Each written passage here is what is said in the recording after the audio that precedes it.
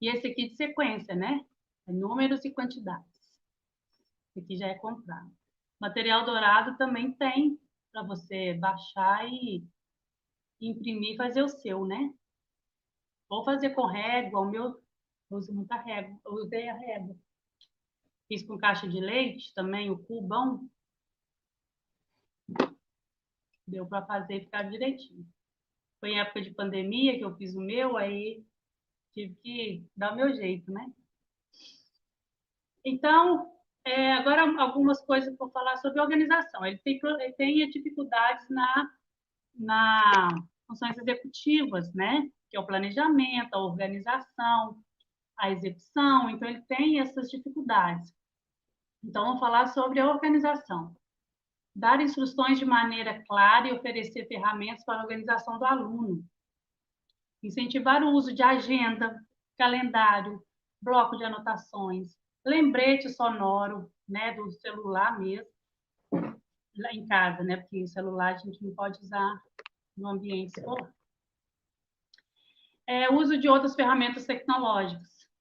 Orientar os pais e o aluno para que os cadernos e os livros sejam capazes com cores, papéis de cores diferentes. Lembra que eu falei com vocês naquela rotina, colocar post-it diferente, cores diferentes, geografia amarelo, história. Então, seria interessante a criança encapar o caderno. Se história é verde, encapar o caderno de história de verde, ou livro, para maior identificação deles. Adolescentes, o uso de agendas é muito bom, né?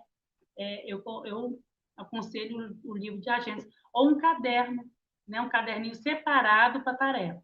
Aqui você só vai anotar as tarefas. Tudo que o seu professor der, você vai anotar a tarefa aqui nesse caderno.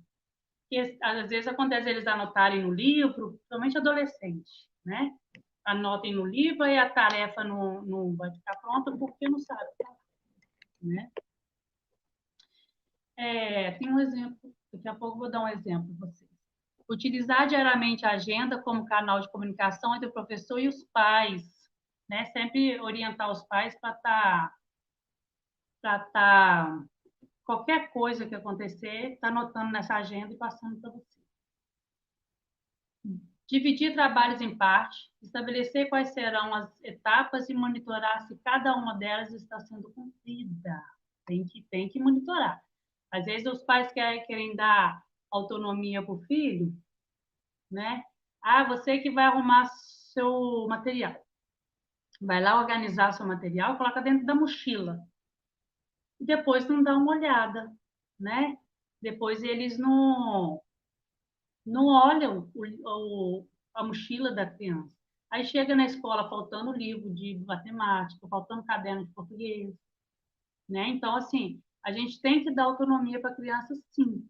Só que depois, sem eles perceberem, a gente tem que dar uma olhadinha para ver se não está faltando o trabalho que ele tem que levar, se não está faltando o livro que ele tem que levar, né? Naquele dia. Porque eles têm essa dificuldade, né? Então, criar uma rotina que o aluno possa seguir diariamente serve de apoio até mesmo para a família. Então, na rotina, vocês podem fazer uma rotina para os seus alunos. Vai escrever lá, fazer tarefa, anotar as dúvidas, verificar dificuldades, estudar para a prova, que semana que vem tem prova, porque é assim, por exemplo, tem uma tarefa para quarta-feira e tem a prova para sexta-feira. Qual que ele vai fazer primeiro? A gente que não tem o TDAH, vai pensar assim, eu vou fazer a tarefa primeiro, né? Porque a tarefa eu vou ter que entregar. Vou terminar a tarefa e vou estudar para a prova. Tá. Aí, isso é a tarefa para terça e para quinta é a prova. Aí chega na segunda-feira, filho, você fez a tarefa? Nossa, não fiz a tarefa. Aí corre, né? Corre para fazer a tarefa. Aí chega na quarta-feira, filha, você estudou para a prova, amanhã tem prova de geografia. Aí começa aquela confusão, porque ele não estudou para a prova de geografia, ele não fez a tarefa, não estudou para a prova de geografia, né? Que ele deveria ter feito a prova, feito a tarefa, e gastar mais tempo para estudar para a prova. Ele não fez nenhum dos dois. Né? Então, o pai tem que ficar orientando, tem que ficar olhando. Você já fez a tarefa? Vamos fazer a tarefa agora. Né? Chegou, vamos fazer a tarefa. Tem tarefa para fazer. Tem prova? Tem que estudar. Porque senão, na hora da prova, além de estudando, já dá o branco, imagina se não estudar. Né? Mas a gente tem essa consciência e eles não têm. Né? Se a tarefa é chata, eu vou estudar para a prova e não vou fazer a tarefa. Se a tarefa é legal, melhor do que a prova, eu vou fazer a tarefa e não vou estudar para a prova. Né? Então, eles fazem o que é mais interessante para eles. Então, vocês podem fazer isso aqui, esse cronograma, mostrar para os pais. Aqui, ó, tá vendo? Tem o cronograma. Eu fiz para o meu filho de 14 anos, eu fiz um cronograma, olha. Está para vocês verem. Ô, Jorge, você tira isso. Olha, tudo aqui. Eu fiz o cronograma para ele. Tá vendo que eu usei post-it? O que ele vai fazer todo dia, eu coloquei post-it de cor diferente. Aqui é acordar, tomar café, escovar os dentes, porque a gente tem que lembrar eles de escovar os dentes, tá? Não escovar. Escovar os dentes. Depois ele vai fazer outra coisa, arrumar a cama e ir para a escola. Né? Então, ele tem que ter essa sequência para fazer. Quando chegar, tem outra coisa para ele fazer. Né? É almoçar, porque senão não almoça. Cuidar da, né? Tratar da gata, senão não trata. Então, tem que ter essas coisas. Para as gêmeas, as minhas gêmeas têm, vai fazer 6 anos. Eu fiz diferente. Olha, eu coloquei cada dia da semana uma cor. Não sei se vai dar para vocês verem. Me organizar, não consigo minha coordenação motora. Aí eu coloquei segunda, terça, quarta. Só que eu coloquei móvel, tá vendo? Isso aqui era na segunda-feira. Elas têm que acordar, tomar o Todd delas, escovar o dente e arrumar a cama. Se elas têm 6 anos, vai fazer 6 anos, ela já pode arrumar a cama. Depois nós vamos jogar, né? Um jogo direcionado, brincar, porque é hora de eu fazer almoço para ir para a escola. Aí o que eu fiz? Para ficar mais dinâmico, cada vez que elas fizerem, aqui está na quarta-feira, que é o dia de hoje. Então, isso mesmo? Não, quarta-feira estava aqui. Aí, à medida que elas vão fazendo, elas vão mudando o dia. Elas vão fazer amanhã. Amanhã elas vão acordar, tomar Todd, vão passar para a sexta. O que elas têm que fazer na sexta. Para ficar mais dinâmico. E o que eu fiz? Recompensa. Né? Uma estrelinha. Se elas fizerem tudo, elas ganham uma estrelinha. E no final, se tiver estrelinha para todos os dias, a gente vai no parque no final de semana. Né? O parquinho aqui do bairro mesmo, no final de semana.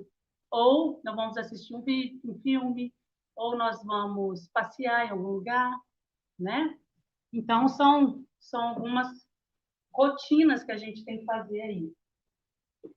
No caderno do Alan, eu falei do encapar o caderno, né, com a matéria, com a cor da matéria do dia. Olha o que eu fiz. Ele já tem 14 anos, né, já está no 9º ano. Um pouquinho até amassado. Então, eu fiz essas... Para separar no caderno dele, porque ele quis um caderno de matérias, né? 10 matérias. Então, para ele saber, eu fiz... Não sei se vai dar para ver, tá vendo? Ó. Eu separei, para ele não se perder lá na hora. Olha aqui, geografia, história. Aí eu só fiz essas abinhas para ele, ó. Tá vendo? Fiz essa abinha. Aí que ele vai querer aula de história. Ele vai lá na abinha e vai sair na aula de história, né? Para deixar organizado. Senão, ele não vai saber onde está a página da história, não vai saber a página de nada, né? Ele quis um caderno de 10 matérias, já está grande, né? Já está com 14 anos. As gêmeas, a partir do ano que vem, que elas vão ter caderno. Por enquanto, elas não têm, não. Você pode aumentar, Jorge? Colocar para mim? Então, são estratégias aí que a gente vai usando, né? No dia a dia para facilitar a vida deles e a nossa vida também, né? Porque gera um estresse danado, né? Eles não são organizados. Eles não têm, as funções executivas deles são falhas, né? Então, a gente tem que ensinar. E se a gente ensinar a partir de agora, porque tem que acordar, tomar café, escovar o dente, arrumar a cama e ir para a escola. Quando eles começarem a trabalhar, né? O meu filho, ele acorda às 5 horas da manhã, ele falou que ele tem que acordar nesse horário, porque senão ele não acorda. Ele fala que tem que acordar. A van dele passa às 6h30. Ele acorda às 5 horas da manhã. Para quê? Para que ele acorde, para que ele desperte, que ele não perca a van, porque senão ele perde a van. Né? Então, a Andréia. Então, assim, temos que ensiná-los a ser organizados, porque eles não vão. Se eles atrasar para pegar um ônibus na rodoviária, eles vão perder o ônibus, né? Se ele começar a trabalhar, perder o horário, ele vai ser mandado embora, ele vai perder o horário sempre, né? Então, se a intervenção acontece desde cedo, facilita ele para a vida adulta, né? E as gêmeas também, já aumentei, né? Porque a gente vai aumentando as tarefas deles, né? As gêmeas faziam aquilo, agora elas já estão lavando o prato dela, o prato, garfo, colher, né? O que elas usam ali na hora do almoço, na hora da janta. Então, elas já vão, então, cada vez que passar, eu vou aumentando mais a, a tarefa deles, né? Então, como ajudar na noção de tempo? Crianças com TDAH em geral têm uma pobre noção de tempo. Quando estão muito interessadas, podem ficar 1 hora em uma atividade e juram que só passaram 15 minutos. Não é verdade? É igual na escola. A aula de artes passa muito rápido, a aula de educação física passa muito rápido, né? Porque eles se interessam mais por isso. Então eles acham que o tempo passa mais rápido quando eles gostam da atividade. E quando eles não gostam, pode passar 15 minutos, é porque eles acham que passou 10 horas ali, né? Quer fugir daquela. Como ajudar? A rotina diária da classe deve ser disposta em um lugar visível para que ele possa acompanhar o desenvolvimento das atividades e administrar o tempo. Né? O que eu falei com vocês. A gente já fez isso, a gente já fez isso, agora, quando bater o próximo sinal, é o recreio. Né? Eles não ficam perguntando toda hora o que eles têm que fazer. Então, eu coloquei aqui uns exemplos de rotina. O que vamos fazer hoje? Né? Então, primeiro, aí tem acolhida, música, oração, né? Então você coloca tudo lá no seu cantinho lá, organizado para eles saberem o que eles vão fazer e qual será o próximo passo. Né? Eles precisam disso, dessa segurança, né? E eles precisam saber que eles dão conta, né? Ó, primeiro foi acolhida, música e oração. Aí acabou isso, nós vamos passar para essa agora. Ele, ufa, dei conta. Né? Eles têm que saber que eles dão conta, eles se sentem motivados, né? Tem essa outra aqui, rotina, outro exemplo de rotina também, interessante. Esse aqui é legal porque vai passando, né? Tem a setinha, aí passou desse aqui, o professor vai lá, ou a criança, e muda para o outro, né? Muda para o outro, na hora que chegar aqui eu recrio, né? Começou aqui, na hora que a gente passar por tudo isso aqui, a setinha chegou aqui, eu recrio. Tem essa outra também, que essa aqui é com pregador, tá vendo? Aí você vai mudando. Isso aqui é para os maiorzinhos, né? Do fundamental, que todo dia muda a matéria, né? Igual aqui, hoje aí tem ciência, educação física, amanhã não tem ciências, amanhã é de inglês. Amanhã não tem, mas amanhã tem religião, né? No outro dia tem português, tem multa, entendeu? Então dá para você ir mudando aí. A rotina, né, também tem esse jeito aqui, chegada, né, faz as atividades até chegar na saída. Estamos entendidos? Tá tudo bem até agora? Agora, a estratégia para a memória, que é uma das das dificuldades do TDAH é quanto à memória, né? Que é outra função executiva que a gente tem. Organizar a informação por categoria, reduzir as informações, utilizar música e ritmo, né? Eles gostam muito. Apresentar a informação, a instrução de várias formas, né? Você pode falar ou, por exemplo, toda vez que mudar uma atividade é uma cor diferente. Ah, quando eu mostrar a cor amarela, vocês vão bater palma, né? Isso aí na hora dos 20 minutos.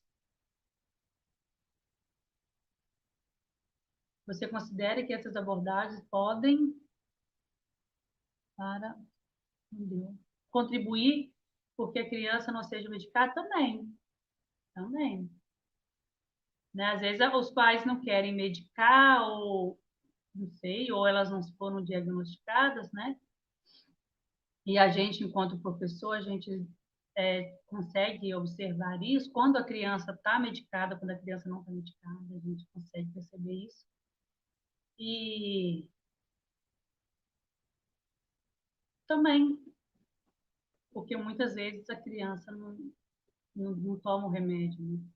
Isso serve tanto para quem é medicado quanto quem não é. Que ajuda, né? Porque às vezes um dia vai deixar de tomar a medicação. Então, tem algumas sugestões de jogos para a memória. Dizer uma série de palavras, exemplo, casa, relógio, bala, cachorro. Em seguida, fazer uma pergunta. Qual é a palavra que nomeia algo que serve para ver as horas? Né? Então, ela vai ter que puxar pela memória. Meu professor falou relógio, então relógio. Qual a palavra que tem duas letras iguais? Cachorro, né? Brincar de mensageiro. Ir lá na coordenação dar um recado. Escrever o que ouviu, que às vezes não está ouvindo, né? Está lá na lua. Recontar uma história, músicas coreografadas, fazer resenhas, resumos, estratégias para trabalhar o foco e a atenção. Olha só, jogo da memória, Uno, cara a cara, onde eles vão perceber, né, ter a memória e falar para o outro, né?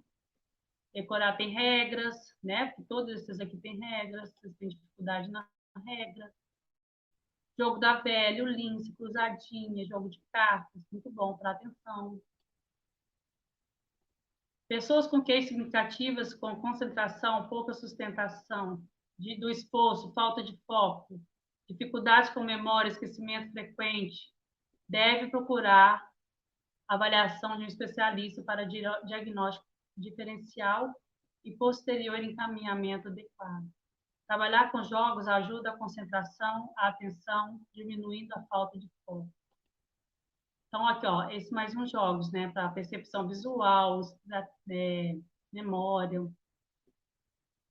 Jogo de trilha muito bom para a questão das regras. Né? Aqui, mais trilha. Jogo de tabuleiro. Excelente estratégia, jogo de tabuleiro, que exigem regras, concentração, estratégia, percepção visual.